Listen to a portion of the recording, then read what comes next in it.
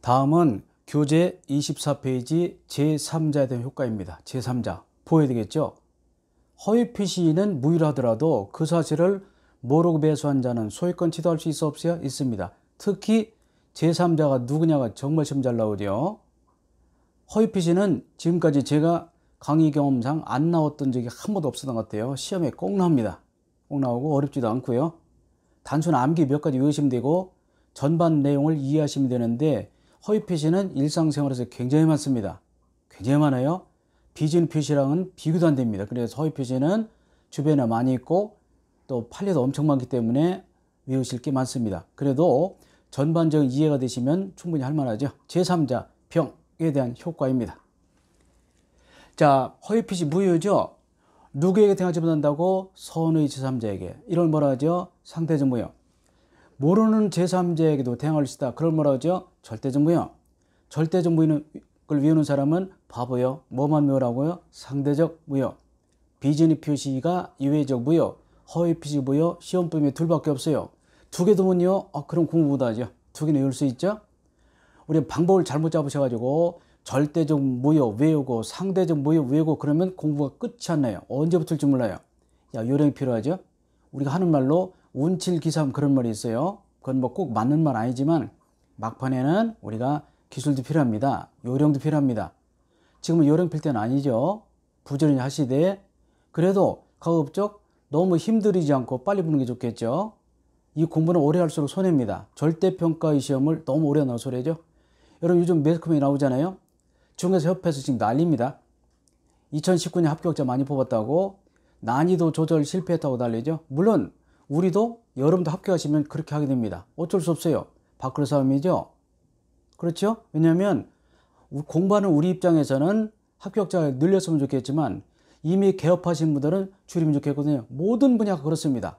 의사, 변호사, 약사 다 그래요. 어쩔 수 없어요.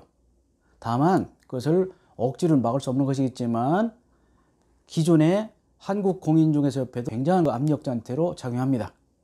여러분들이 열심히 하셔서 빠른 시간 내에 푸는 것이 좋습니다. 자, 상대적 무효고요. 누구로부터? 선의 제3자로부터 취득한 자는 보호받을 수 있어 없어요? 있습니다. 무슨 법칙? 언폐물의 법칙. 그래서 선의 제3자로부터 그런 권리를 알고 취득한 자 보호받죠. 언폐물, 무슨 소리죠? 언폐하라. 무슨 소리죠? 바위나 담이나 통나무 뒤 소멸하기 언폐라고 했죠. 은폐는 뭐라고 했습니까?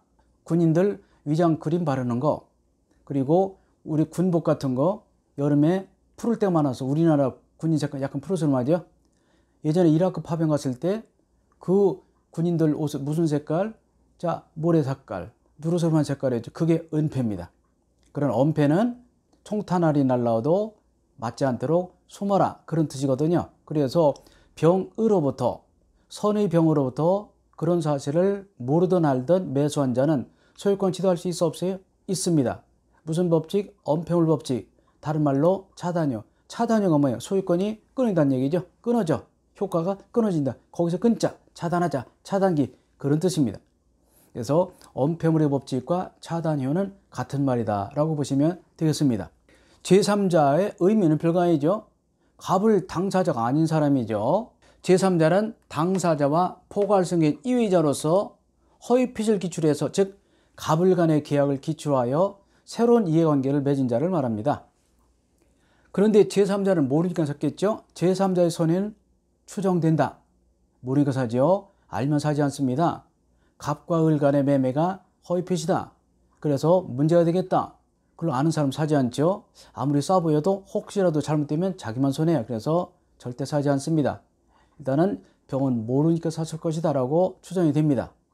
그러니까 너는 알았잖니? 라고 하는 갑과 을이 병의 악의를 입증하지 못하는 한 병은 계속 선의로 추정되고 보호받습니다. 제3자 병의 선의는 추정된다. 중요합니다.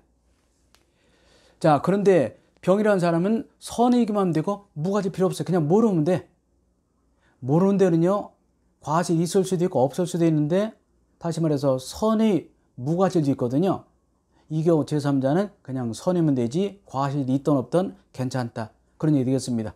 제3자의 선의는 추정되고 병은 선이면 족하지 선의에 무과실까지 필요 없다. 바로 그림 보시겠습니다. 하나만 더. 그런데 선의 제3자는 무효 주장할 수 있어 없어요? 있네요. 갑과 을은 병이 선이다 라고 하면요, 병에게 무효 주장하지 못하죠. 그러나 그 사실을 몰랐던 병 쪽에서는 선택해서 무효 주장할 수 있어 없어요? 있습니다. 그래서 선의 제3자가 무효 주장은 허용된다.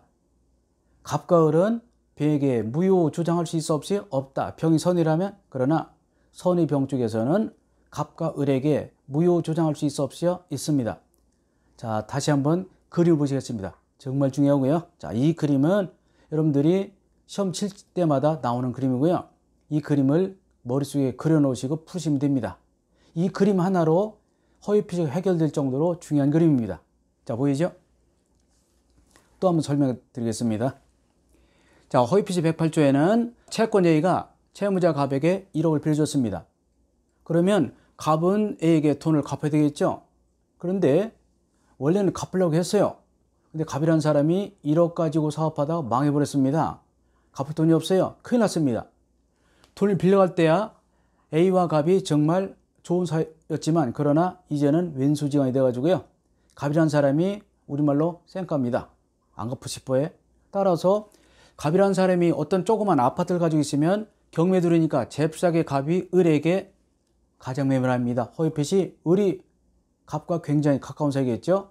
피부치라든지 형, 동생 또는 뭐 처남, 매제 또는 아버지, 어머니, 뭐 친구 등등 있을 겁니다. 근데 우리가 믿는 도끼의 발칙이죠. 갑이라는 사람이 A라는 채권자가 경매 둘 것 같으니까 잽싸게 을과 짜고 허위핏이죠. 등기를 해놨습니다. 그러면 이 상태에서는 을이 소유권을 가지는 것으로 추정되기 때문에, 왜 등기 추정력이 있거든요. 근데 자, 그러면 병 입장에서는요, 이게 갑으로부터 을이 땅이나 건물을 산 게 돼요. 을이라는 사람은 자기 건물 땅이 아니죠. 갑의 건물, 갑의 땅이기 때문에 자기가 아니야. 따라서 싸게 팝니다. 병이라는 사람은 싸니까 삽니다. 이때 주로 모르니까 사죠. 알면 사지 않습니다.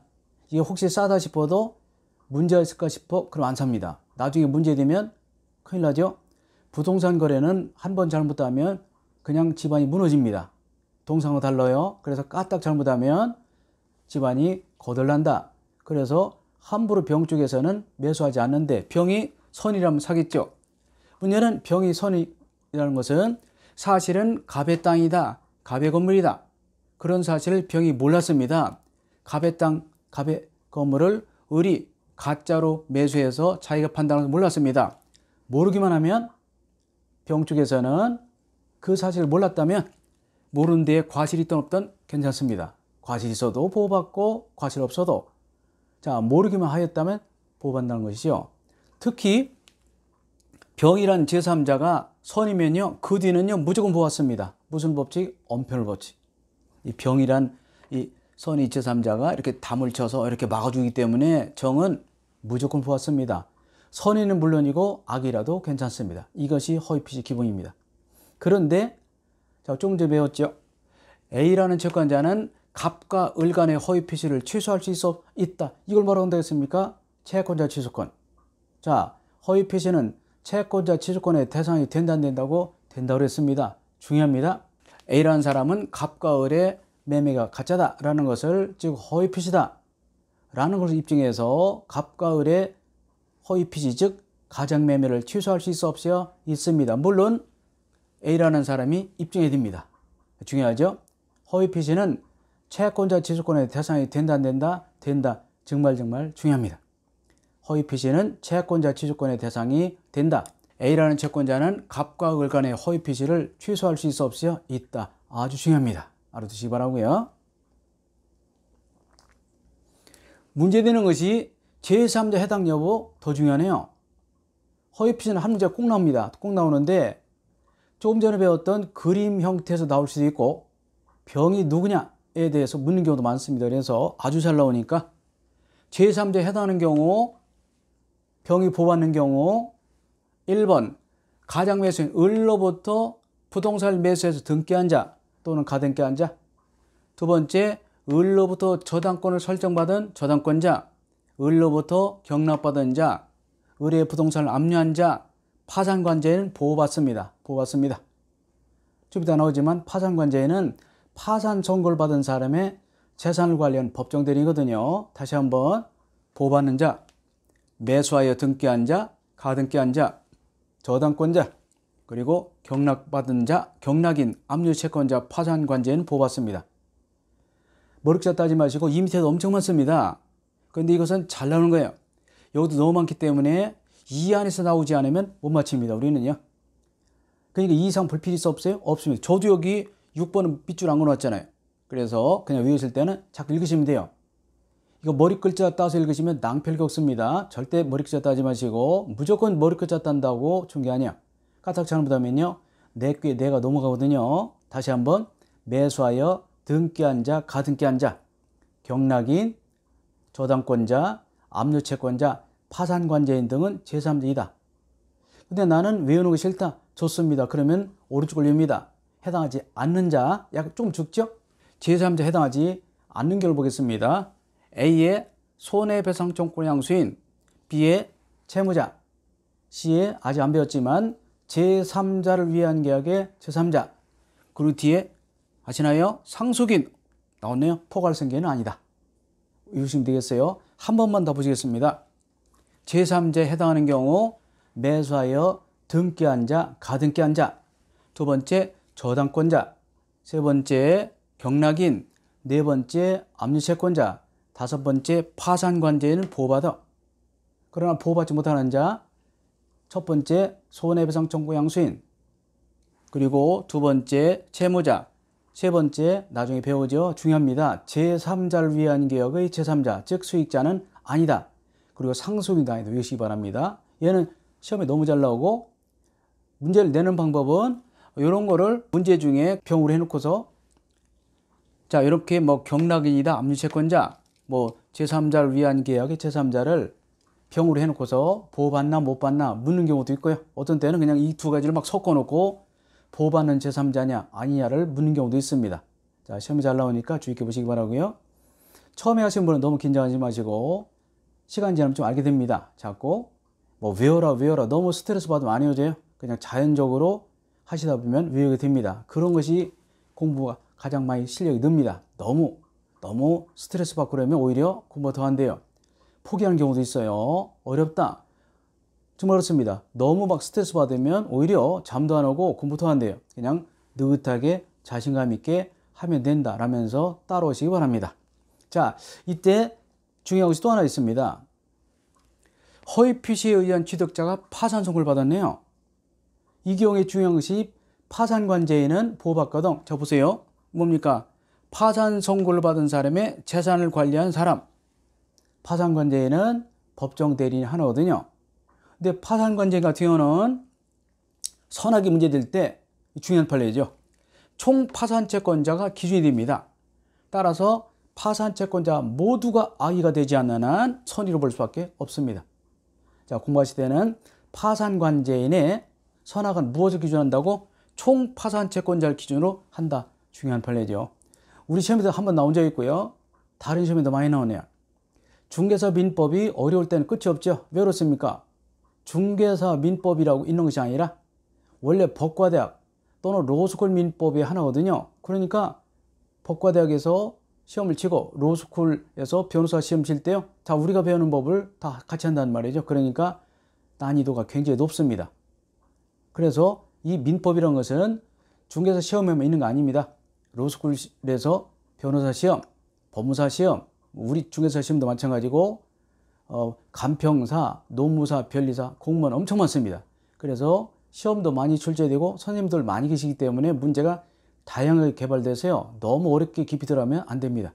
학문에서 안 되고 시험 공부를 해야 된다. 일단은 너무 깊게 가시다 보면 나중에 공부하시다 보면 본인이 제풀에 지쳐서 무너지기도 하고요. 또 너무 헤매면서 쉽게 말해서 잘 나오지 않는 문제를 너무 빠져 있다가 오히려 쉬운 문제, 평범한 문제를 틀려서 떨어지기가 많이 있습니다. 그래서 그러지 마시고 일단은 무슨 일이 있더라도 붙는 게 중요하다. 그 얘기는 선생님들 얘기를 믿고 따르시는 것이 좋겠습니다. 자, 좀 쉬었다 하겠습니다.